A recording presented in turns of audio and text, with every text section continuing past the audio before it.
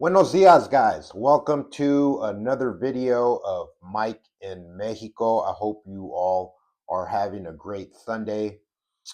So, guys, today I was profoundly affected by a video that I saw during the week by Bob Wells, who has a fantastic channel called Cheap RV Living that I've been a fan of for years. Okay, and he has this offshoot channel called the Examine Life Daily, where he finds quotes from different authors about life, philosophical quotes that make you think about life. And this one video in particular kind of was a punch in the gut for me. I'm going to read the quote for you. It's by Randy Komisar. And here it goes, guys. And then there is the most dangerous risk of all, the risk of spending your life doing what you want, not doing what you want, on the bet you can buy yourself the freedom to do it later. Okay. I'll read it again because I messed up a little bit. The risk of spending your life not doing what you want right now, okay, on the bet that you can buy yourself the freedom to do it later. And when I heard this, it was a kind of a shock to my system because what am I doing every day? I always talk about this remote life and how great it's going to be when I don't have to cross the line anymore. And you guys know my life as a rideshare driver is not the best. It's not something that I want to do. I'm grinding just like you guys for a future that may not even arrive. Okay. Um, it's my second time making this video, guys, because I ran out of space on my phone again. So bear with me. I'm going to try to remember everything that I previously said.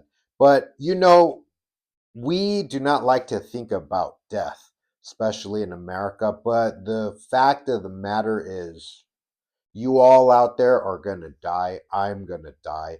And do we ever think about what am I doing with my time day in, day out? Most of us are not, okay? Especially if we live in America, it's a hub of capitalism. We're always grinding, grinding, grinding for a future that may not even arrive because honestly, is it a guarantee? Is it a guarantee that you are going to reach that point where you pay off all your debt, pay off all your credit cards, student loans, or whatever, and finally you arrive? And is everything going to be great? And Bob Wells talks about this in his video.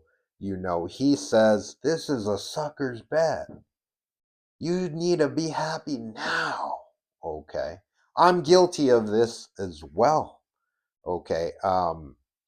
It's a sucker's bet because he says in the video, and this one was like a knife in the heart to me because he's like, the riskiest thing you can do in your life is get in your car and drive to the supermarket. And I'm like, oh my God, man, because every day, guys, I get in my car and I drive, I'm always asking God, please keep me safe. Let me get home in one piece.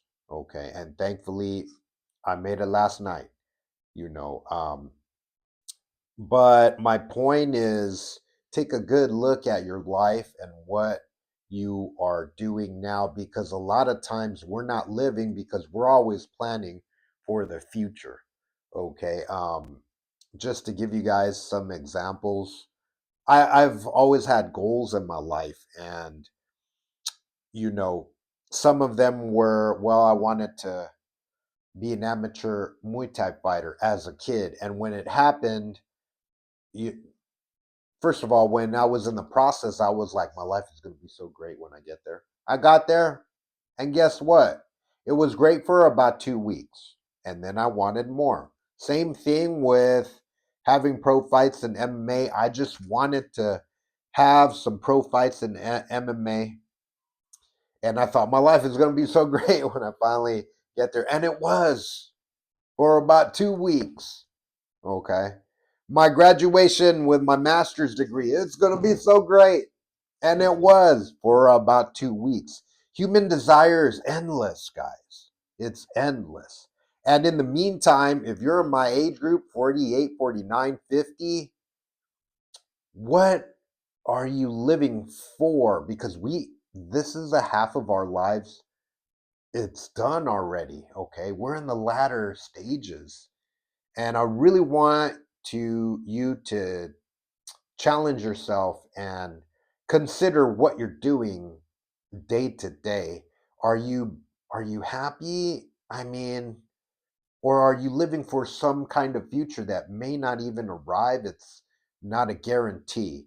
um I I picked up a nurse again the other day that was telling me about one of her coworkers. They worked together for so many years and was planning for retirement, working all the way up to 62. And one night, out of the blue, went home, had a stroke, and never came back. And my writer was profoundly affected by that.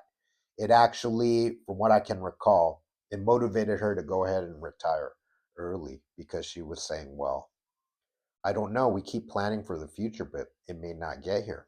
Bob Wells talks in the video about how he used to love to hike at 50. Now he's 70 and he's had knee surgery and he's not able to do it anymore. Okay. I'm going to put the link for that video in the description here. Um, but what I wanted to mention was if you guys are like me, you're grinding away in a job, you can't just up and quit, and go off into la la land or whatever. Be working on your life when you're not at work. You got to start making plans, okay? Um, So look, how many hours are you going to spend at work? 8, 9, 10 hours, 11, 12 hours at the most. That time that you have left is precious, okay?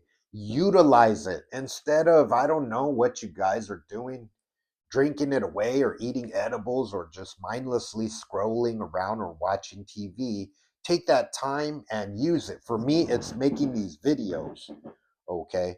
Um, it's also working as a teacher, teaching English. I want to tell you, teaching English was never a waste of time. It never mattered how little I got paid. I started off as a private tutor and then um, eventually started working in the classroom. I taught in the classroom for 4 years. It was never a waste of time. Teaching was never a waste. In fact, I loved that job, but I couldn't stay because I wasn't making enough money. When I switched to rideshare, I started making double my teaching salary. Is that crazy?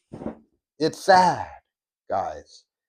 You know, the problems I had with teaching were with admin, okay, and the pay. But it was never my students. I had some wonderful students, okay, great students, and when you inspire a student, I don't know if any amount of money could ever replace that. And for me to be able to inspire students, I've had several students come back to me and say, Mike, I learned a lot from you. Thank you so much. And there are students that still keep in touch with me to this day. Isabella and Kyle just had a baby, okay? Okay. God bless you guys. Um, no amount of money can ever replace that. I did this because it happened to me. Okay. I had great English teachers as a kid in junior high and high school. Mr. Gardner and Roland High School, 1993. If you're out there, you don't know what you did for me, but I think teachers are just so, what can I say, underpaid and undervalued in America. Okay. I don't want to digress too much, but really question yourself today, guys.